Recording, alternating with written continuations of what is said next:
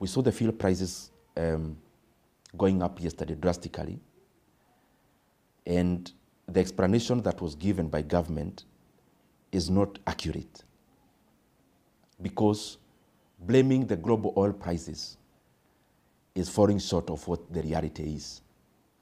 Because last year, for the last 1 year, the highest fuel prices we have seen were actually in June 17th of 2024. And in this calendar year, the highest prices we have seen were actually in January. But having said that, it is important for us to know that out of what Kenyans pay at the pump in terms of fuel prices, around half of that money is in terms of taxes and levies.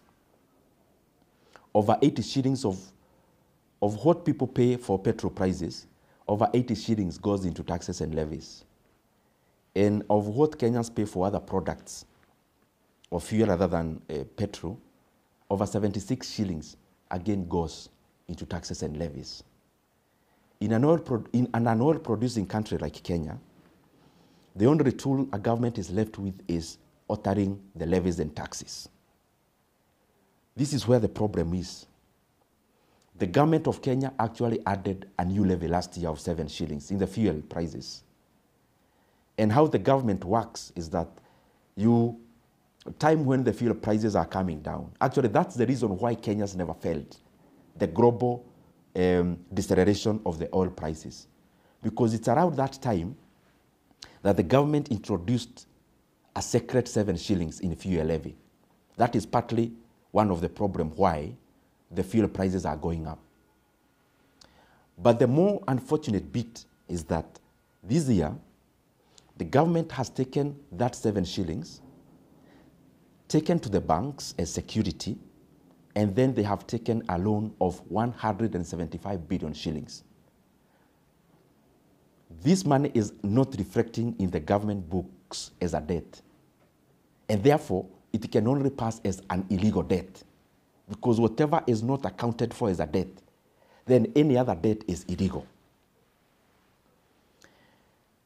There has been a lot of secrecy around securitization, because these questions, we have asked them even in Parliament, even the people in the Treasury don't seem to know.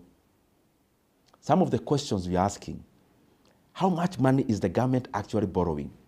Because even the 175 is from different sources other than the official source. Secondly, what is the interest rate? Third, after 7 years, which is the period at which they are borrowing, how much will the government have paid to these banks? Fourth, is this money sovereign guaranteed? Because it seems to be nowhere in the government books. It actually also never came to Parliament for any ratification. The problem of this is that we now have the government spending money in advance. They have already collected money in advance for the next 7 years. So if Kenyans demand lower fuel prices, and you've already taken loans using the levies and taxes, how are you going to alter the pump fuel prices? Because the only tool you have is taxes and levies, and it is the one that you've already securitized. And this securitization term is another dogma that is being brought around to confuse Kenyans. It is important for the government to be prudent. It is not fair, because we want to be clapped for today. We add fuel prices, we actually go to the banks and take loans using the same levy, which in a bad day is what Kenyans will demand it gets lowered for the fuel prices at the pump to actually be managed. The other thing I want to highlight is that beyond the people in the National Treasury who are clearly engaging in an illegality of borrowing money and hiding that borrowing, even the banks that are lending money using this securitization issue, they need to answer questions to their shareholders. This money you are lending, how is it secured? If the fuel levy in terms of what Kenyans pay is only created through a gazette notice by a memorandum from the cabinet secretary, What if another cabinet secretary gives the one that lowers the levies, which the banks are already holding as security for the loans? And lastly, in the affairs of financial management, you must never favor any of your creditors, because what basically you are doing is to open a floodgate. If you securitize fuel levy, like the one they are doing, the 7 shillings, they're in the process of doing another 5. Then what if now a Chinese lender comes and they want to securitize our VAT? And another one comes, a lender, they want to securitize our payee. What will be left for the government to do, the governments that are in power or that come to power? It is important for Kenyans to know that the explanation that was given in terms of fuel prices is actually not true. The truth is introduction of new levies, but more importantly, the illegal borrowings that are happening around fuel levy. The questions I'm asking, or the voice I am airing, it is just for the love of the country. Because if we do the same on all the other funds, the government is doing the same in terms of sports fund, we do the same in terms of fuel levy, then where is the flexibility for the governments to make decisions on how to expend their money when the government that is currently there is already spending money in advance? What if the other government that was there did the same, securitized the money in terms of all the taxes? Then what will be the role of the government now? Which decisions would they be making when the money is actually not available? Mimi nataka niwaambie hii mafuta inaongezwa usiku na mchana.